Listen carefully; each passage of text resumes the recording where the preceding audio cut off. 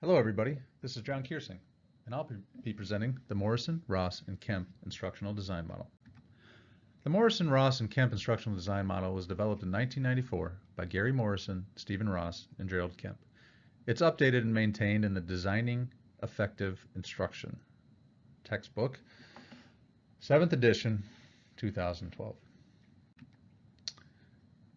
The Morrison, Ross, and Kemp Instructional Design Model is a classroom-oriented model.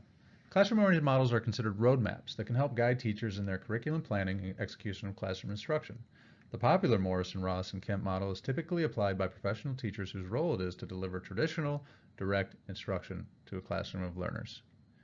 It's based on the learner's perspective, asking, where are we now? Uses a system-oriented approach with a life cycle using an evaluation and revision feedback loop. The designer will begin with 6 questions, paying attention to 9 different elements.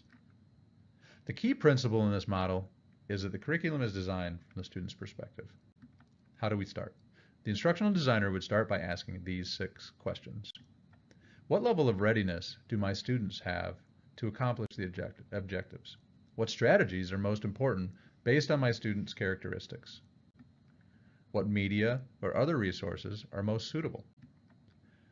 What support is needed for successful learning? How is the achievement of objectives going to be determined? And what revisions are necessary if the program does not match expectations? The designer would pay attention to these 9 different elements. They would identify instructional problems and specify goals for designing an instructional program. They would examine learner characteristics, the ones that will influence the instructional decisions. They will identify subject content and analyze task components related to the stated goals and purposes. They'll specify the instructional objectives, sequence content with each instructional unit for a logical learning path, design instructional strategies so that each learner can master the objectives, plan the instructional message and develop the instruction, develop the evaluation instruments to assess the objectives, and select the resources to support instruction and learning activities. These 9 elements are supported by a revision and evaluation feedback loop, meaning the work can always get better. This feedback loop is supported further by these activities: planning, implementation, summative evaluation, project management, support services, and confirmative evaluation. There are advantages and disadvantages to this model. Some advantages are that it's learning-centered, a comprehensive, systematic project management approach.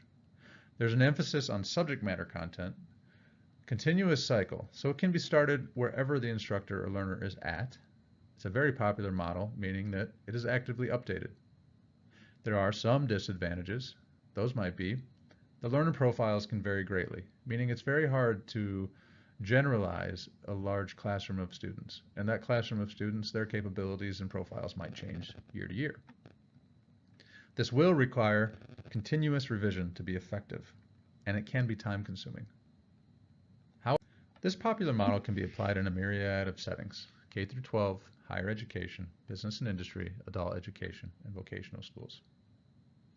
Thank you for watching my presentation on the Morrison, Ross, and Kemp Instructional Design Model.